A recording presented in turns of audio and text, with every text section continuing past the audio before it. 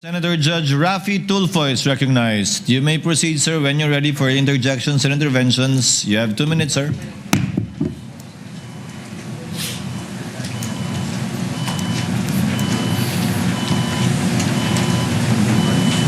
Madam Witness, magandang umaga po. Magandang umaga rin po. Hindi masyado klaro sa amin yung sinabi mong mga bag ang pinaglagyan nitong 125 million. Anong klaseng bag muli? Sa pagkakaalala ko po, ito po isang mahabang bag na Mahaba. parang dinescribe ko nga po as Duffel like bag? Gym bag? gym bag po. Iba po kasi Gym yung bag. duffel bag sa bangko. So gym bag, ano kalaking? Isang Mahaba lipa? po. Okay. Ayon sa BSP, ang 1 million approximately 1 kilo. So that's 125 million. So si Gina lamang ang nagbitbit ng 125 kilos palabas ng bangko? Ang alam ko pong assistance po na naalala ko po ay nag-provide po kami ng trolley. Ng trolley. At Opo. mag-isa lang si Gina. May kasama po sila eh. Hindi ko lang po ma-recall. So ilang duffel bag po ulit? Mga 3 to 4 bags po. I mean, so 3 to 4 Bags. yung sa 125 Gym bags. million. Gym bags. Dapat sigurado. 3, 4, 5, 6, 7, 8, 9, 10. Kasi kung 125 million at 3 gym bag, yung gym bag, ano nang kalaki yun? Mahaba Mukha hindi mahaba. Opo. Kakasya ba dyan 125 kilos? 31 million per. Baka nagkakamali kayo. Mga 3 to 4 bags nga po. Dapat precise po kayo. Dapat ginajot daw nyo yan bago paglabas. 3 bags ang lumabas, ang pinaglagyan. Hindi na ng- po namin yan, Okay, sige. Pero dapat, you should be approximate, precise kasi we're talking of impeachment of the Vice President dito. Hindi dapat yung parang kalkulasyon lamang. As much as possible. Opo, mga ganun, 4 bags. Okay, 4 bags.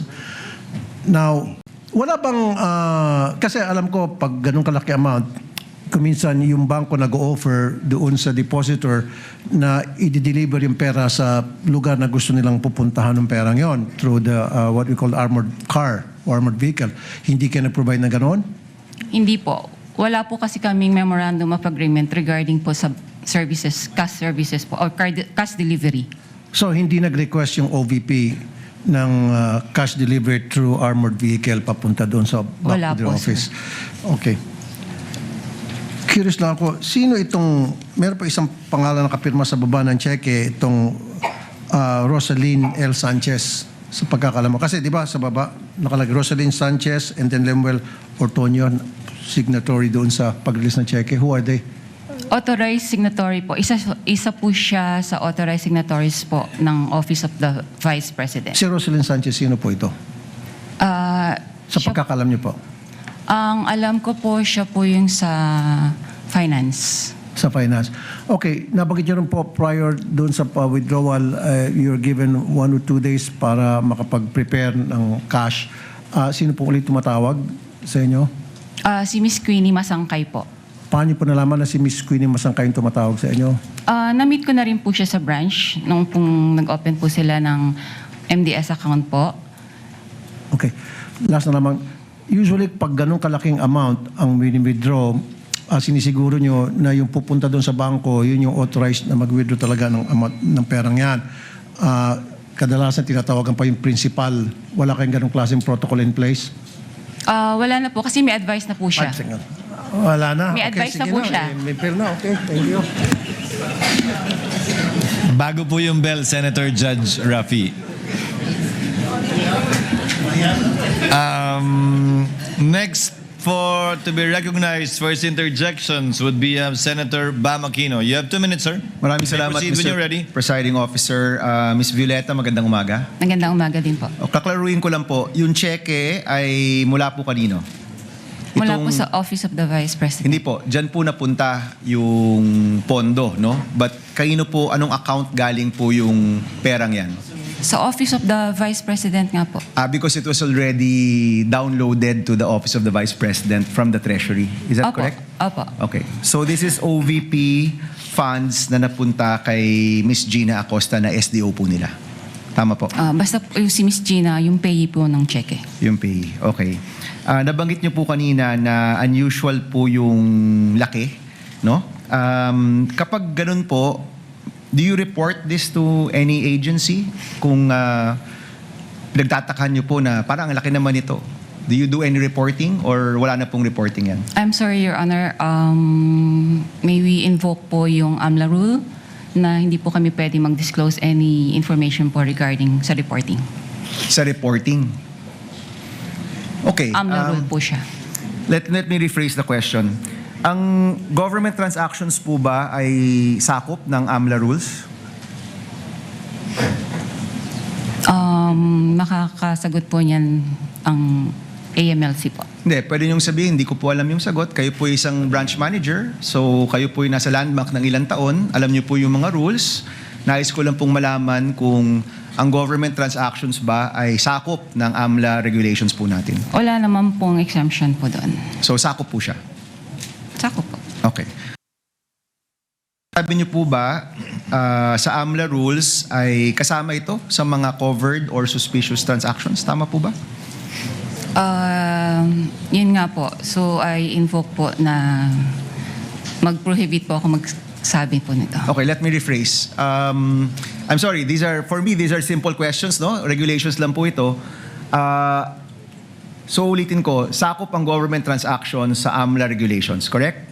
Yes. Lahat po. Yes. At ano po ba yung rules natin pagdating sa pagre-report sa AMLA? Above a certain amount? Tama po ba? Opo. Opo. Magkano po yung limit? Kapag above, what amount po yan? More than 500,000 po. O any amount above 500,000, whether private po o gobyerno, nire-report niyo po sa AMLA? Supposedly po. Okay. Yan yung covered o yan yung suspicious? Yung over 500,000. Magkaiba po yun, Covered di ba? po. Okay. Yung suspicious po, ano po yung regulasyon kapag nagsasabit po kayo ng suspicious transaction? Ano po yung batayan? Bakit ang isang transaction ay suspicious? Kung sa tingin po namin ay doubtful po yung transaction. For this particular po, hindi naman po kami nag-doubt kasi alam namin po na legit po yung transaction. Okay, klaklaruin ko kanina po, sabi nyo personally, meron kayong report na suspicious transaction. May pagdududa. Kanina, sabi nyo, nung nagtanong si Senator Tulfo, sabi nyo personal Unusual lang. po ang nasabi ko po. Okay. So kahit at sa tingin po nyo, unusual ito, hindi nyo po ito ni-report bilang suspicious transaction. Hindi po pwede magsabi po na na nag-report po kami dahil nga po i-invoke po yung AMLA law. Okay. So covered, definitely, kasi it's above 500,000. Pero yung suspicious transaction, ayaw nyo pong sabihin dahil covered po ito ng AMLA law. Kasi para sa amin naman po ay talagang hindi naman po siya suspicious. Okay. Sige po. Sige po, yun na po muna. Maraming salamat, Mr. Presiding Officer. Thank you, Senator Bam Aquino. You may avail of the second round, if at all, Senator Aquino. Senator Judge Alan Cayetano is recognized. Thereafter, Senator Judge Joel Villanueva. You have 2 minutes. Magandang, I'm sorry, after Senator Alan, Senator Risa. Thereafter, Senator Judge Joel Villanueva. You have 2 minutes, sir. Magandang umaga, Madam Witness. Welcome to the Senate. Maganda. Most of my questions na tanong naman ni Senator Erwin. I just like to ask, but you're familiar with the concept of confidential or discretionary funds? Or hindi?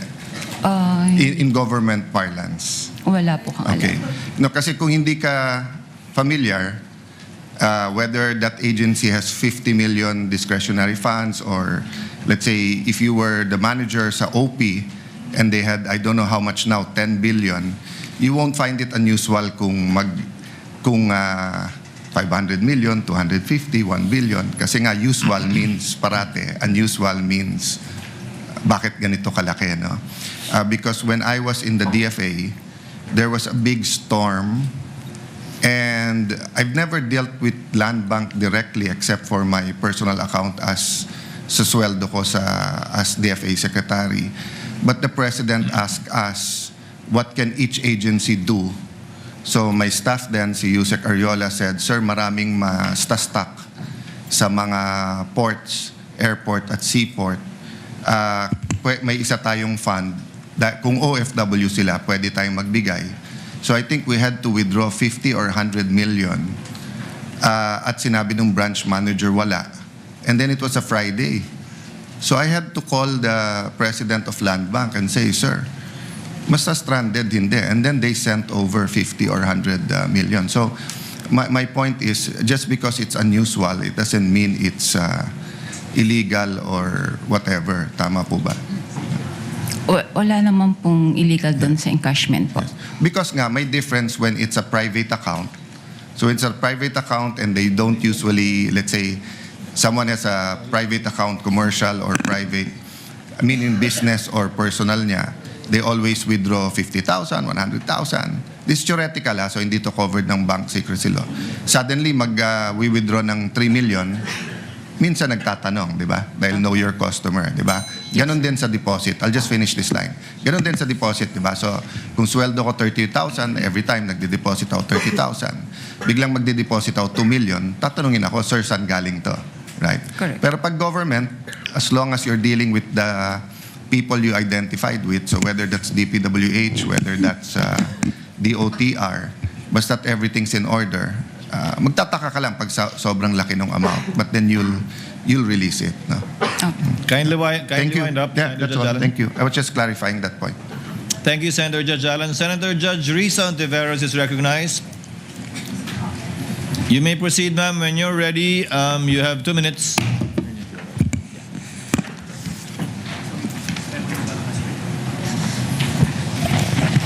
Salamat po, Mr. Presiding Officer.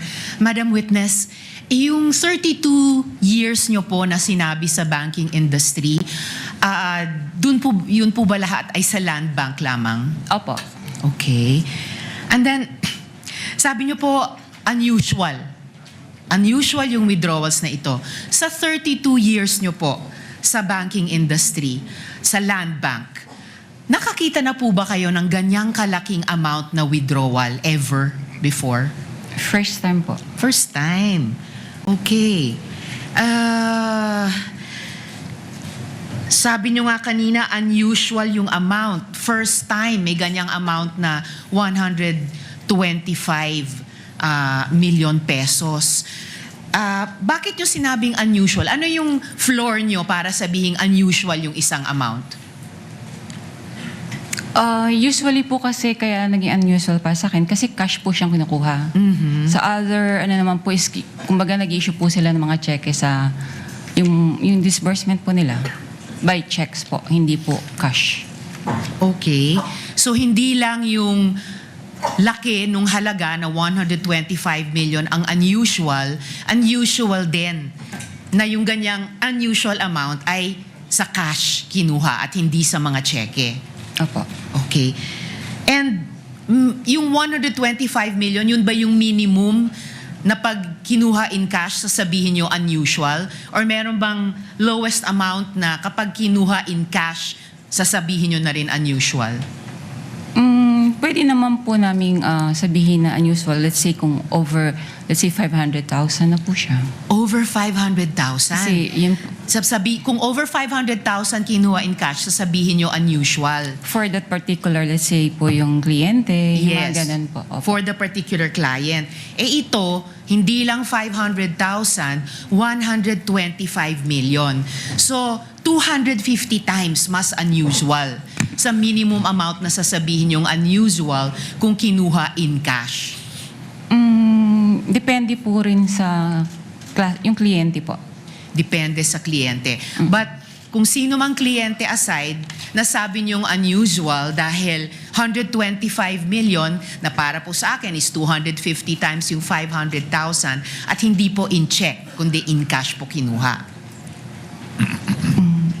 Pwede nga po, depende po sa depositor po niya. Kung regular lang sa kanya yung mga ganun withdrawals or what, it's usual. Okay. Pero kung parang for the first time ma-encounter namin that much, unusual po sa And amin. this was your first time. Opo. And in your 32 years, higit 3 dekada, kung masasabi nating pambihirang amount ito in cash, Opo. masasabi nating once in a lifetime yung ganitong amount in cash. Pwede po. Pwede.